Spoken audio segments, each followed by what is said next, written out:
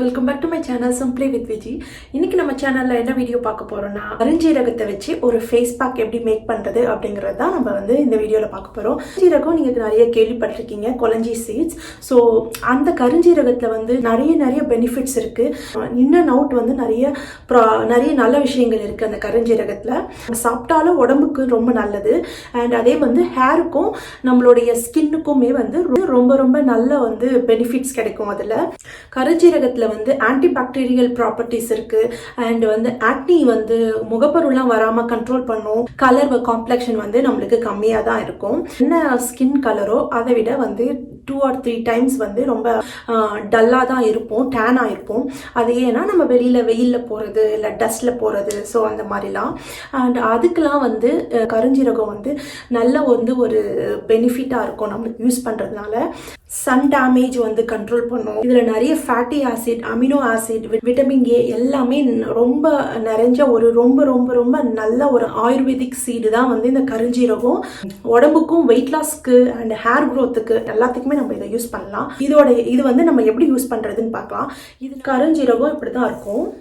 So இந்த மாதிரி தான் இருக்கும் கருஞ்சீரகம்.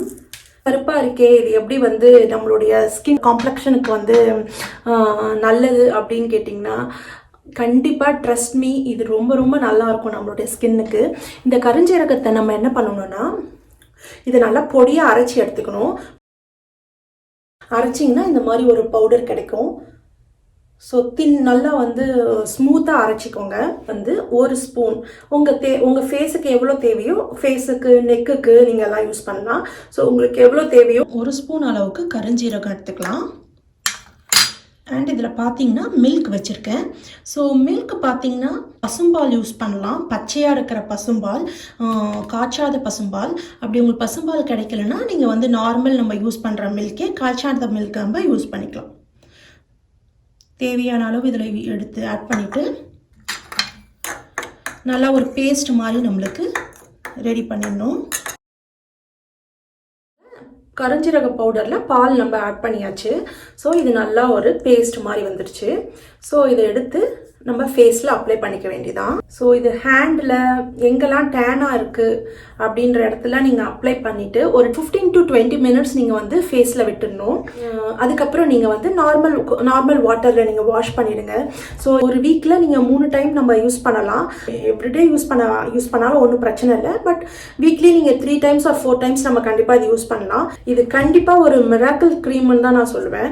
ஸோ ஃப்ளாலெஸ் ஸ்கின் கிடைக்கும். அண்ட் அந்த சன் டேன் ஆனது அண்ட் அதுக்கப்புறம் காம்ப்ளெக்ஷன் கண்டிப்பாக இன்க்ரீஸ் ஆகும். கண்டிப்பாக நம்ம காம்ப்ளெக்ஷன் இம்ப்ரூவ்னா நம்ம வெள்ளைன்னு ஆயிடுவோம் அப்படின்னு நான் சொல்ல வரல. அப்படின்னு பார்த்தா இந்த உலகத்தில் யாருமே கருப்பாவோ இல்லை கலர் கம்மியாவோ இருக்கவே மாட்டாங்க. எல்லாருமே ஒரே ஒயிட் கலராகவே இருப்பாங்க.